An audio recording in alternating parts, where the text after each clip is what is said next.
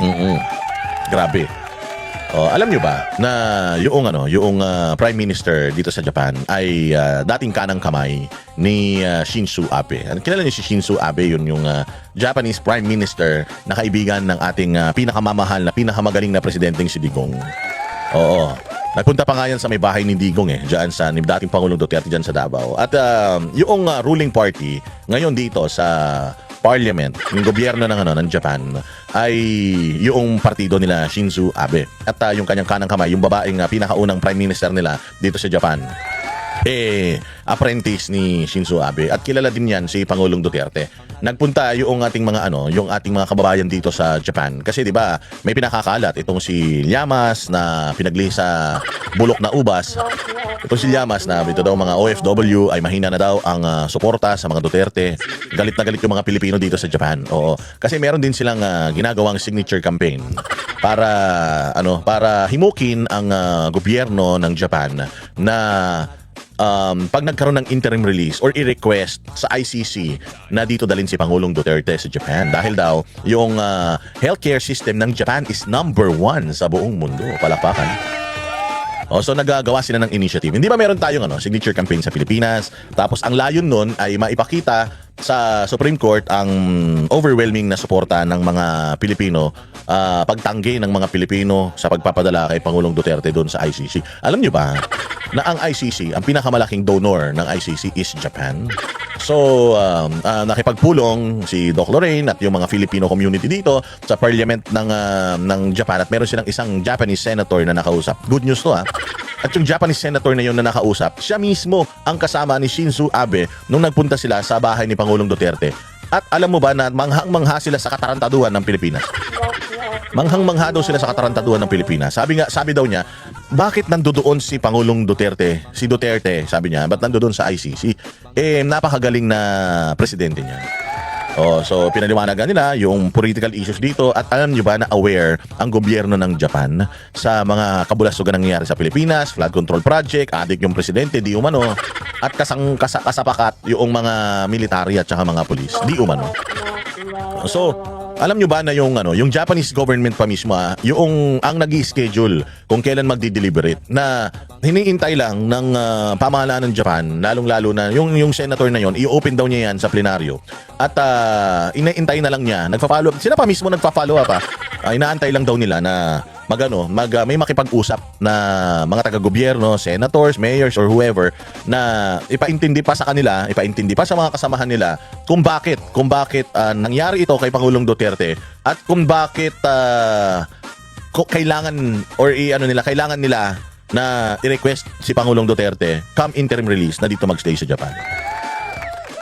So meron ngayon signature campaign dito sa Japan na nag-iikot-ikot sila. Actually yung ipapakita ko sa inyo soon. Sinend sa akin yung pirmado mismo nung senadora na petition. Pirmado mismo nung Senator Yamana something basta. Yung Japanese senator. Pinirmahan niya yung petition na yon. Tapos ngayon, nagkakalap ng pirma yung mga OFW natin dito, mga migrants natin dito sa Japan. Hindi lang Pilipino kahit ibang lahi, kahit Japanese, nakukumbinsi nila na pumirma. Minsan nagpupunta daw sila sa mga fair. Minsan daw, pag kami mga nakakausap daw sila ng mga Japanese na si Pangulong Duterte, hindi daw alam ng mga residente dito bakit nandoon talaga si Pangulong Duterte. But most of the residents here knows si Pangulong Duterte bilang isang strong leader at magaling na leader. Sugtaan daw sila, ba't nandoon? Pumipirma kami, ang dami ko kasi kahapon, pinapirma ako doon. Nakita ko from Japan. Ang dami mga Hapon na pumipirma doon sa kanilang signature campaign. And ang target ng grupo na yan na makakuha ng at least 10% noong total na mga Pilipino na nagtatrabaho dito sa Japan and mga Japanese. Konti lang yun. Kayang-kaya, achievable. Kasi very mga Pilipino dito sa Japan. Very tawag dito yung pagmamahal nila sa bayan, suporta nila sa mga Duterte. Kaya nananawagan tayo sa mga kababayan natin, mga senador. Kayong tutulog-tulog, gawa-gawa kayo ng resolusyon. Gumawa-gawa kayo ng resolusyon na nakaraan, wala na naman kayong follow-up. Hinaantay kayo ng gobyerno ng Japan para makipag-usap sa kanila at ipaalam sa kanila yung totoong issue sa Pilipinas at kung bakit kailangan nilang pumayag na si Pangulong Duterte ay iuwi dito sa Japan or dito sa Japan i-release. Tandaan natin Ang Japan ang isa sa pinakamalaking donor ng pumupondo sa ICC. Okay, pinopondohan nila yung ICC at talagang nakalagay parang isa kasama yun sa kontrata nila. O kasi 'di ba tandaan niyo ng World War II, 'di ba? Isa ang Japan sa talagang pinakamaraming na-commit na human rights violation at nag-commit sila that they will not commit the same mistake again at kailangan maging parte sila ng lahat ng mga human rights courts and stuff and mga organization, UN ganyan. Oh.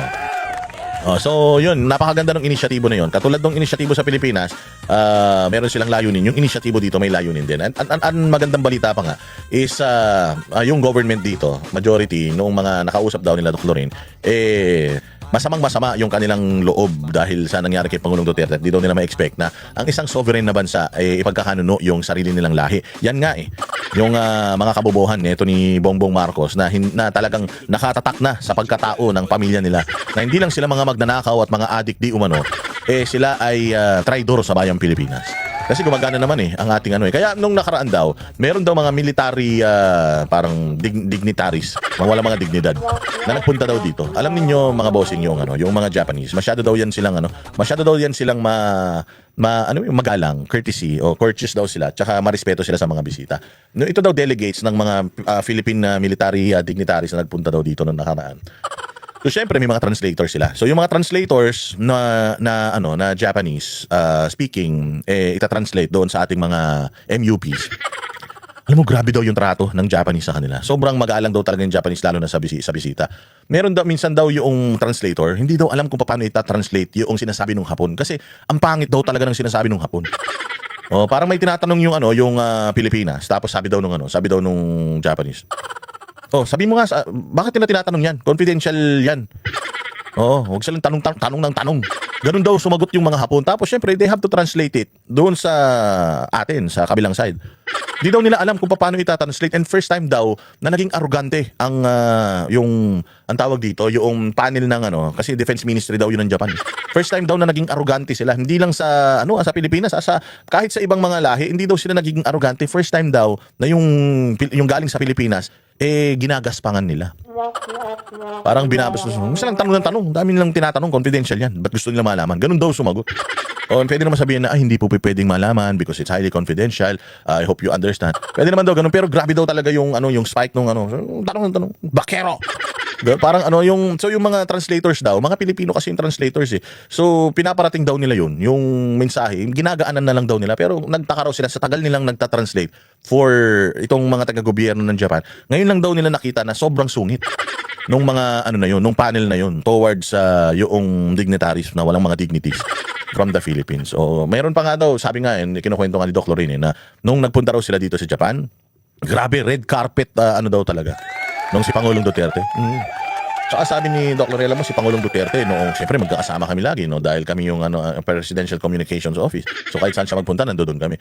Ibang-iba si Pangulong Duterte sa ibang bansa. Yung aura niya, yung asta niya ibang-iba, parang neck nyo, Pilipinas kami. Nataas noo daw talaga, maangas, swagger daw talaga. Yung swag daw niya kakaiba. Dito ngayon daw yung administrasyon natin putang ina, ayaw daw. Kung pwede daw latagan ng barbed wire pagka bumibisita sa ibang bansa. Kung gaano ka-humble daw si Pangulong Duterte sa Pilipinas, treating the Filipinos, pag nasa abroad daw siya, snobbish daw siya. Sino ka? Lapit ka lang, lapit sa akin. Yung sigang-siga daw siya. And lahat daw ng mga leaders, talagang dinudumog siya. Ngayon, parang hindi mo dudumugin, mukhang hindi naliligo Mukhang malaki. Dito nga sa Pilipinas, pinandidirihan negative 3. Diba? Dito nga sa Pilipinas, pinandidirihan lalo pa kaya sa ibang bansa. Diyos ko po, mantakin mo, negative 3 ang kanyang trust and approval rating.